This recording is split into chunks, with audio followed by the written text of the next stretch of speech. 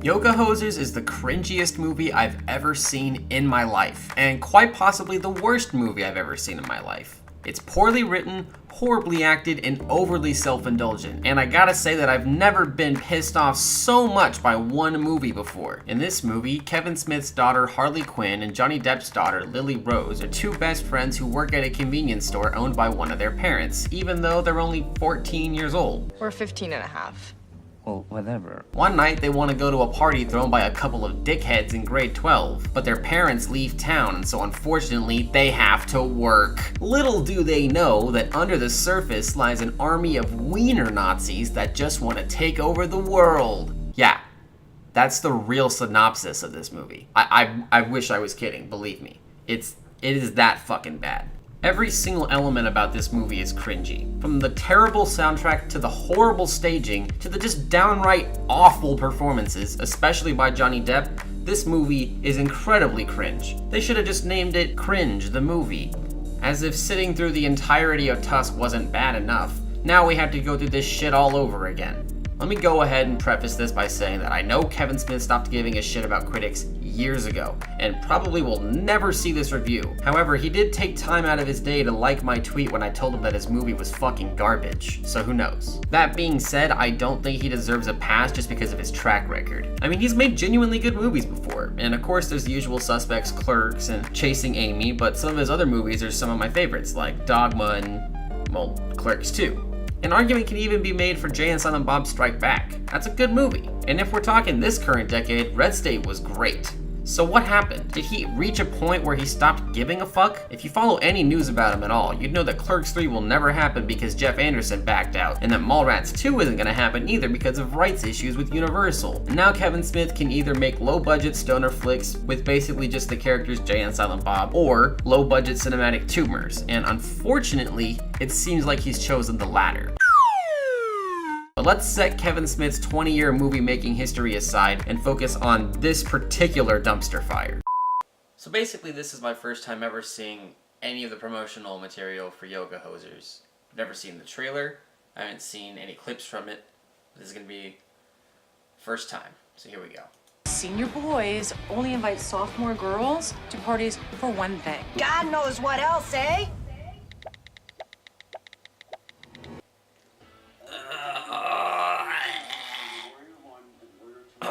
There were Nazis right here in Winnipeg under the self-proclaimed Canadian Führer. So, like, Canadian Hitler. Nine. So much 9, it's almost 10. Canadian? Oh god. Where's the Broadsies? Is that Johnny Depp?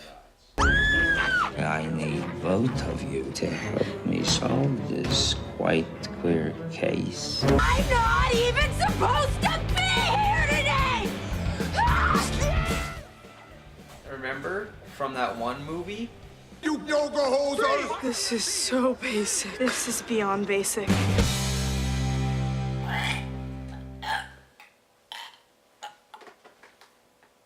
Oh my god.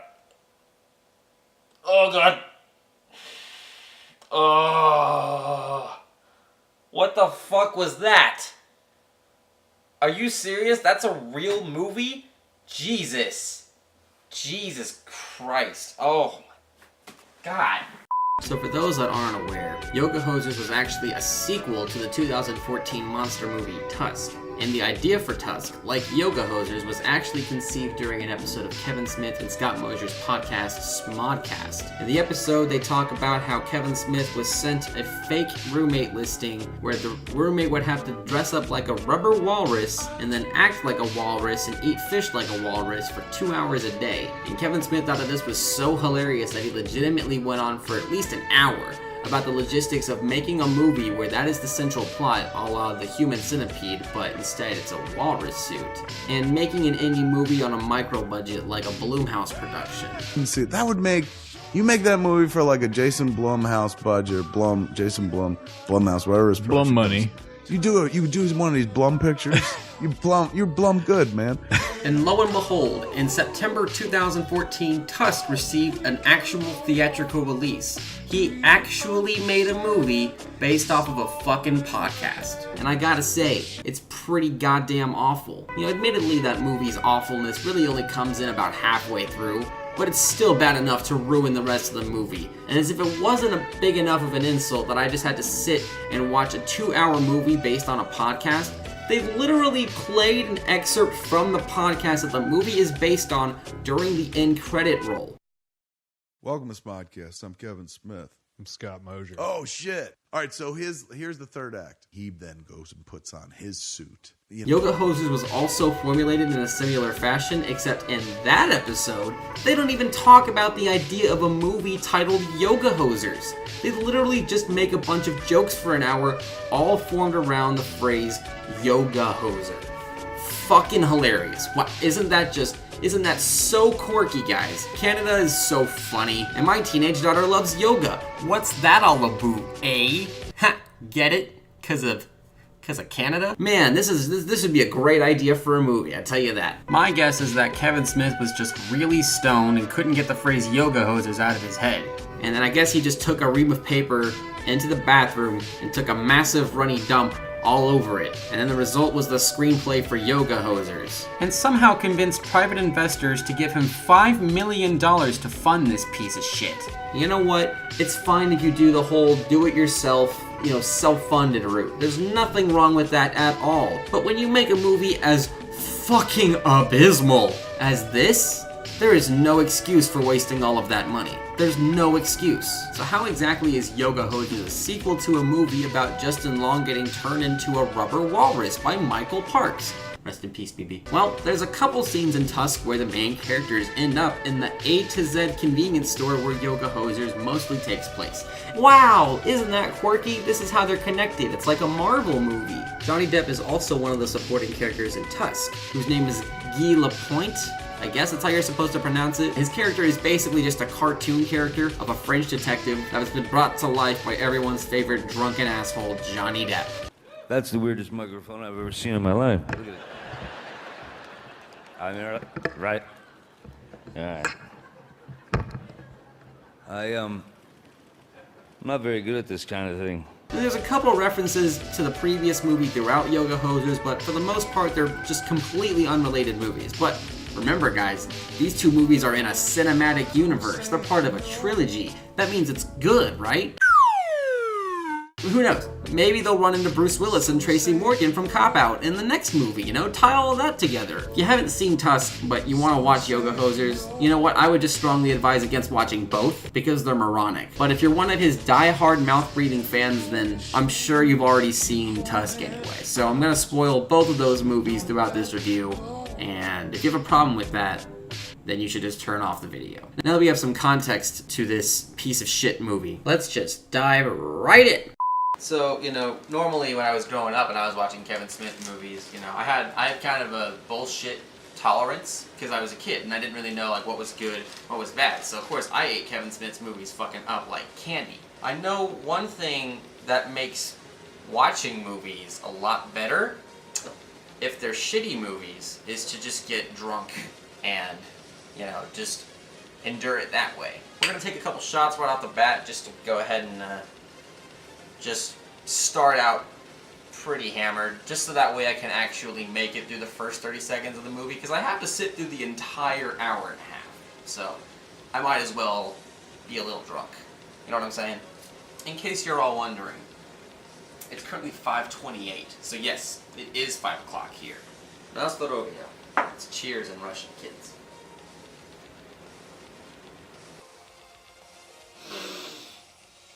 All right. Whew. Now we're ready to watch Yoga Hosers, so let's get to it. So the movie starts out with a cringe-tastic song that's performed by both of the lead characters, and my god, is it terrible. Now we're Glenn, and we take no shit, and we don't care for writing. Oh, by the way, both of the girls are named Colleen, so I'm just gonna refer to them as that because the other characters in the movie also do. The entire song plays out, and then we as an audience get to take the cotton out of our ears. And then their dickhead drummer does an unnecessarily obnoxious drum solo.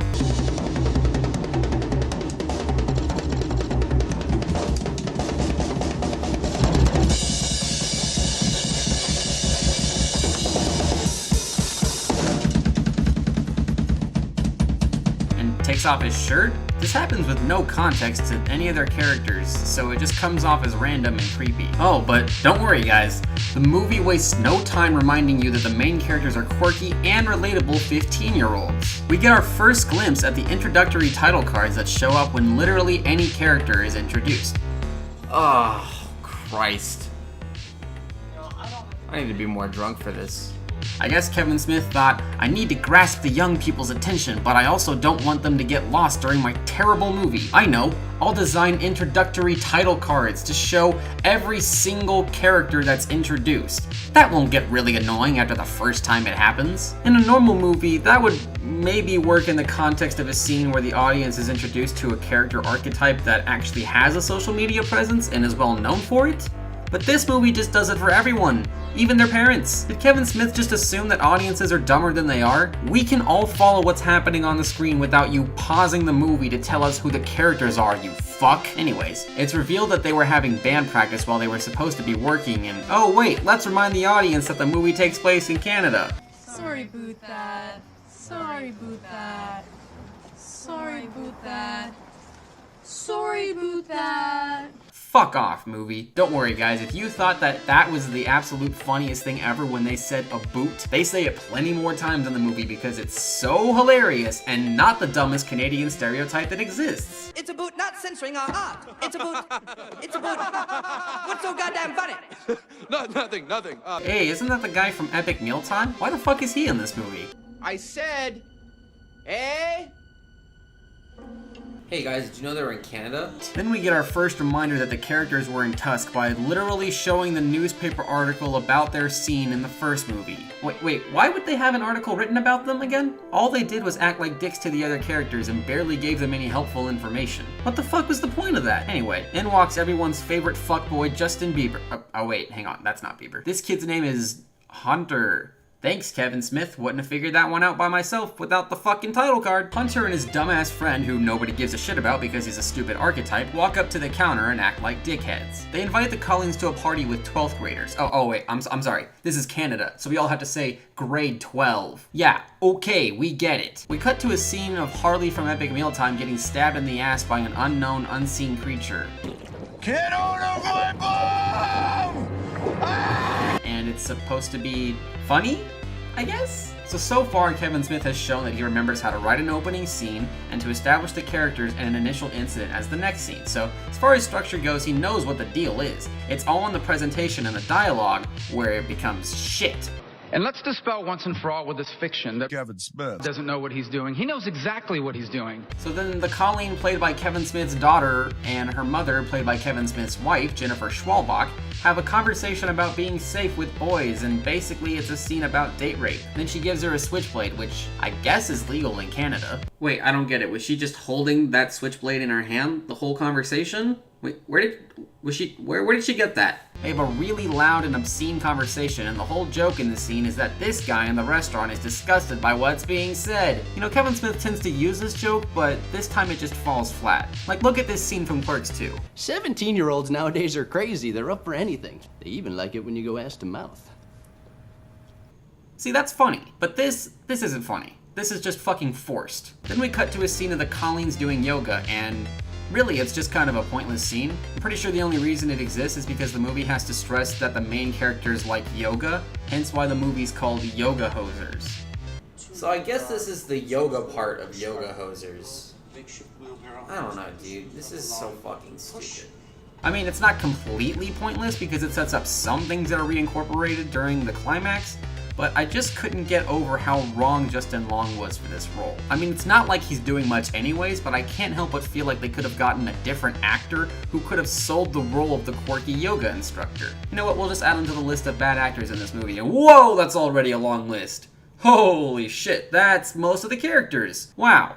Okay, it should be noted that Johnny Depp's daughter is wearing yoga pants while Kevin Smith's daughter is wearing yoga shorts. And the movie cuts to shots with her ass in the frame quite a few times. Now look, I'm not trying to imply anything perverse. I'm not trying to call Kevin Smith a pedophile. I'm just saying it's weird to picture Kevin Smith sitting there in the editing room trying to find the right shots to use when his daughter's ass is in the right third of the frame. I'm just saying, hey, remember this movie is for kids, and kids use the internet. Let's cut to the internet as a visual cutaway. That's not incredibly distracting or out of the place. I guess it is the only thing in the scene that isn't just shot reverse shot, so you know what, fuck it. Let's move on. The next scene is the Colleens hanging out at Colleen C's parents' house. Her father walks in and starts acting like a goof. Wait a second. Is that fucking Tony Hale from Veep and Arrested Development? Isn't he like an Emmy-winning actor?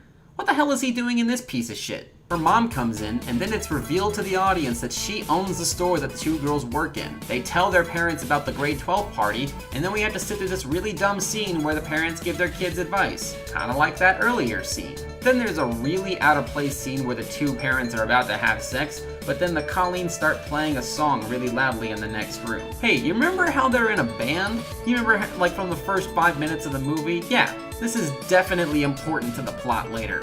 Not really. I'll just let this scene speak for itself. My heart is in your hands. 'Cause I'll be missing you. You know it's you. So the movie cuts to the girls in gym class, except they're not doing yoga like all the other students. They're too busy on their phones. The movie takes time to lecture the teenage audience on why using your phone too much is bad for you. You live on your phones. You have no idea how to function like normal people in the real world. Then they get their phones taken away, and holy shit, it is not funny at all. Then we get to the backstory part of the movie, the part that will hopefully explain the incredibly bonkers premise. What kind of a high school classroom is this? It looks like she's in a fucking church. Who the fuck built this set? Their teacher tells them about how there were Canadian Nazis during World War II, but they never actually did anything.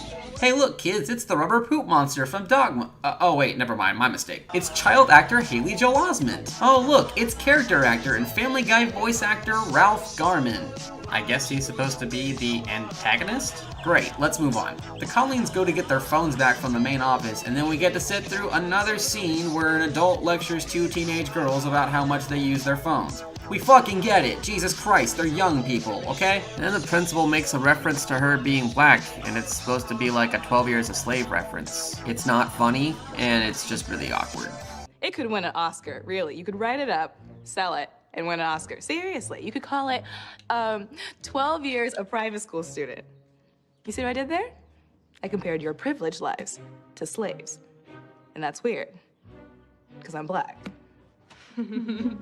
Hey, thanks for spelling out the fucking joke for us, Kevin Smith. Really appreciate that, buddy. Out of nowhere, and for no reason at all, they're introduced to Gila Point. Wait, did I say introduced? No. They already met him in Tusk, remember? But nobody questioned why a grown man was wandering through a high school? Okay, sure. It's followed up by a scene in the library where we find out that the epic mealtime guy was a wanted criminal before he was murdered through his butthole. It's just another scene where either Kevin Smith wrote a bunch of awful jokes for Johnny Depp to say, or Johnny Depp just did a bunch of improv and they filmed the reaction shots later. It's hard to say, but it's easy to say that it's all unfunny and really boring.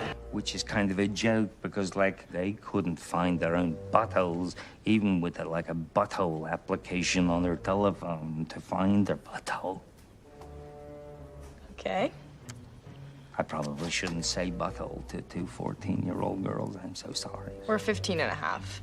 Well, whatever. This is what happens when you publish a poop. I think that's actually one of the reviews for this movie that Kevin Smith just predicted. The Colleens are devastated to find that Colleen C's parents are going to Niagara Falls, and then they tell them that they have to work instead of going to the grade 12 party. Oh no! Oh man, I really wish I was dead. Then they go to yoga again, and Justin Long's character yells at somebody on the phone because he needs something to do in the scene. Wait, we had to sit through another one of these fucking yoga scenes? God damn it. At least she's wearing fucking yoga pants this time. Just get to the fucking point, movie. Oh my god, we are already 38 minutes into this fucking movie. We don't need all this setup. Hey guys, look, we got more foreshadowing. Gotta make sure we have all of that so it comes into play later instead of just writing an actually witty script. So the movie cuts to them working the shift instead of going to the party, and then this dude that looks like Kevin Bacon comes in and they act like a dick to him. And it's not funny, and ultimately it doesn't serve any purpose. Those are lights. Sorry about that. What the fuck did you just fucking say about me, you little bitch? Oh, looks like something's trying to attack the Colleens. Oh wait, never mind. Just kidding. Nice red herring, Kevin Smith. Really keeping me on the edge of my seat. The girls get a call from Hunter wondering where they are. They tell them they can't make it, but then it's revealed there is no party, and they're just hanging out in some abandoned urban area, I guess. So what exactly is their motivation? It's not really obvious. There's a line where he says this. We were gonna have to dig shallow graves after we cut them up. Now, we're going to their store. So I guess they want to murder them? That wasn't really set up or teased at all. That just kind of comes out of nowhere. They're like, oh yeah, we're not having a party. We're just gonna murder them. Like, okay, sure, fuck it. Well, since they couldn't make it to Hunter's party, Hunter lies and pretends that he's bringing the party right to the convenience store. At least something's fucking happening in this movie, finally. They show up to the convenience store and it's pretty obvious that they were lying about the party, but the main two characters are idiots, so they just buy it. Colleen M takes Hunter into the back room for a tour, which I guess is supposed to imply that they're gonna go make out or something. I don't fucking care anymore. So Hunter gives this really long and boring monologue that only Kevin Smith knows how to write. It's basically about how he's a Satanist, blah blah blah, something about a sacrifice, and then he pulls out a knife. And honestly, right then is the exact moment where he should have just stabbed her, instead of just giving the long monologue. You had the element of surprise on your side, why didn't you take advantage of it, you idiot? I guess this is just what the whole subplot was leading up to. How exactly is this a kid's movie again? This is literally a scene where an 18-year-old is trying to murder a 14-year-old with a knife. We're 15 and a half. Well, whatever. But before he can stab her, she pulls out Chekhov's switchblade that her mother gave her earlier and threatens to cut his dick off. And then he just mysteriously gets raped in the butt the same way that the epic mealtime dude did.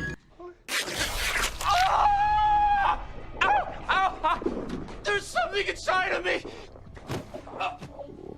Are you okay? Help me!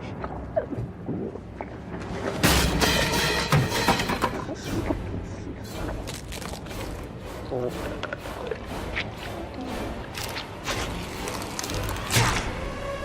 my god!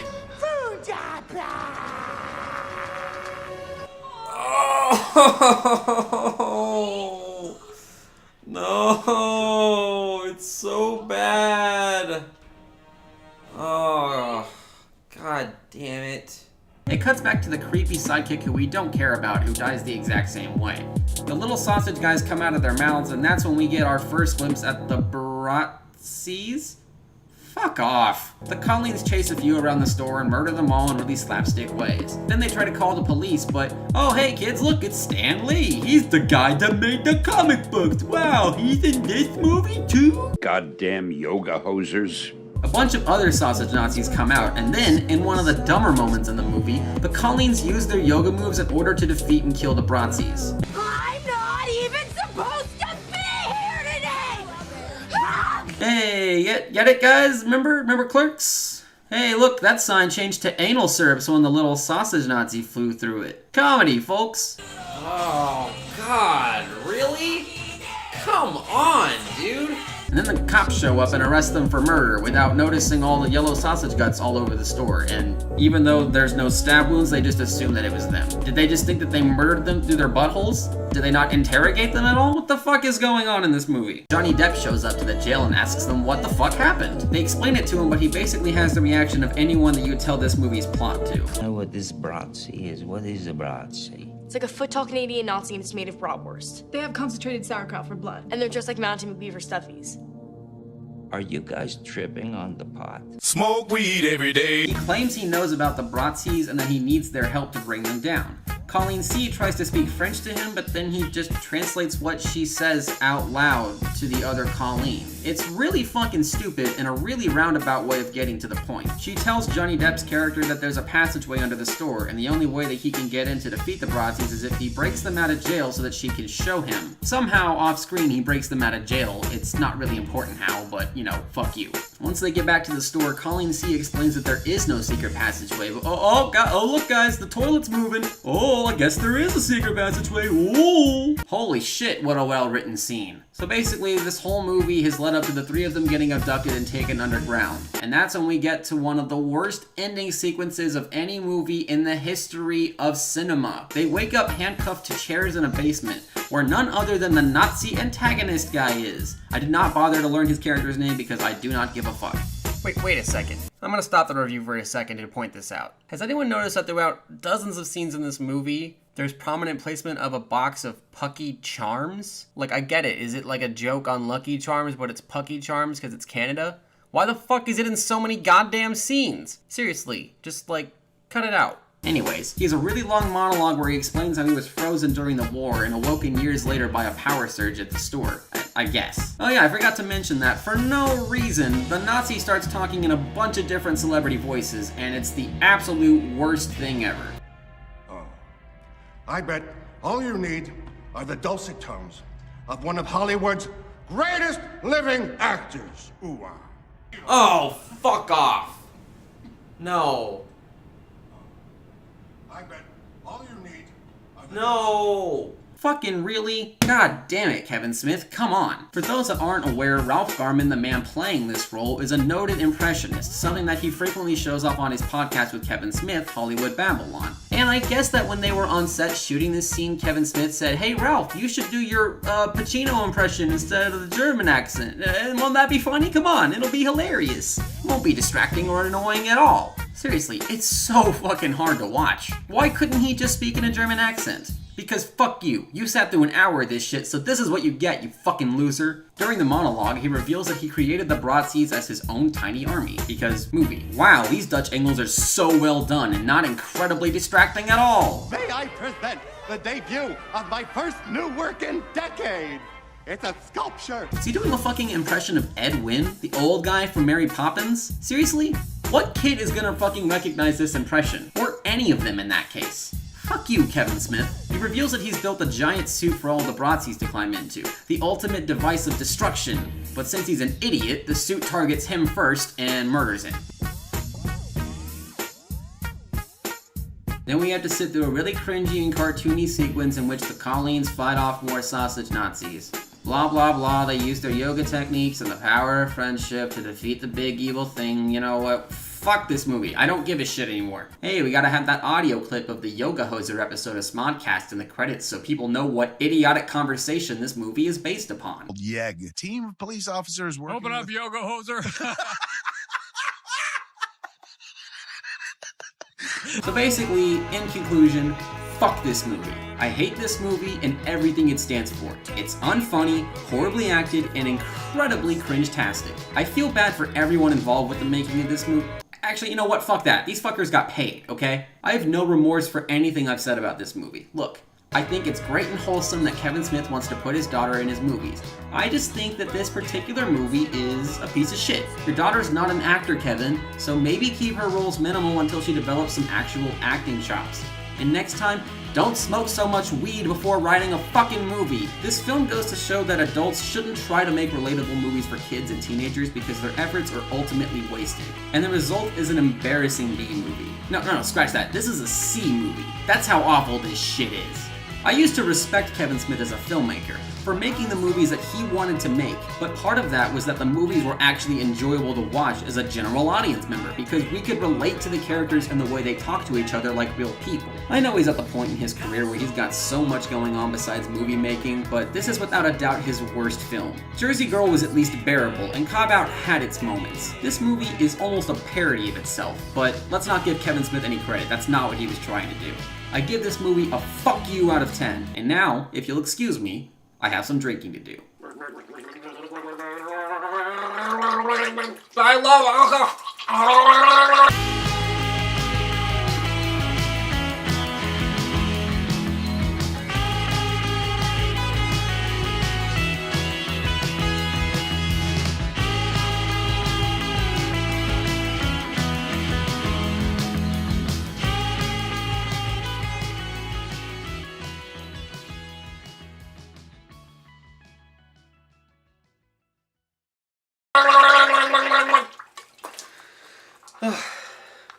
Did it for the meme.